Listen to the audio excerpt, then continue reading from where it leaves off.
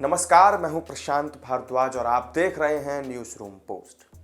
राहुल गांधी इन दिनों भारत जोड़ो न्याय यात्रा कर रहे हैं। उनके साथ कांग्रेस के भी तमाम बड़े नेता मणिपुर से मुंबई तक की इस यात्रा पर निकले हुए हैं। नारा दिया गया है, न्याय का हक मिलने तक। इससे पहले भी राहुल गांधी भारत जोड़ो यात्रा कर चुके हैं, आप सबको पता होगा, याद होगा।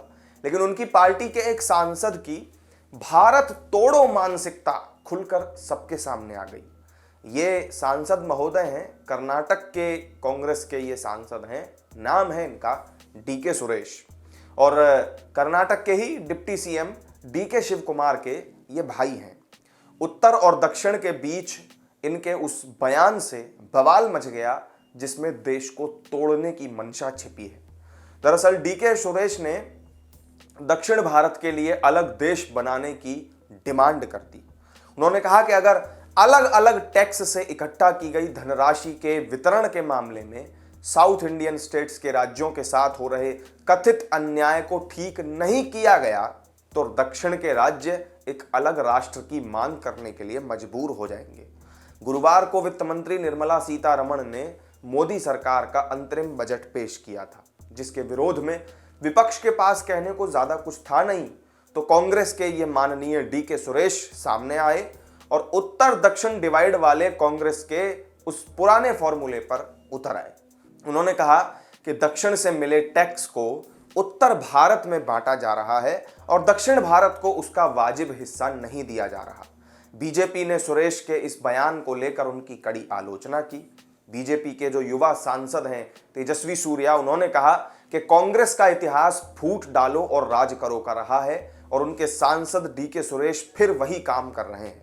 वो उत्तर दक्षिण को बांटना चाहते हैं। डीके सुरेश के बारे में मैं आपको बता दूं थोड़ा सा, वो कर्नाटक की बेंगलुरु ग्रामीण की सीट से सांसद हैं। 1 अप्रैल 1966 को कर्नाटक के रामनगर जिले में के कनकपुरा में उनका जन्म हुआ था। उनकी सियासी पारी साल 2013 में शुरू हुई थी।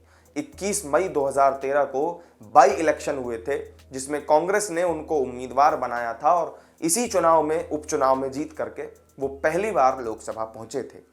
3 बार के सांसद डीके सुरेश केवल 12वीं तक की ही पढ़ाई कर पाए हैं।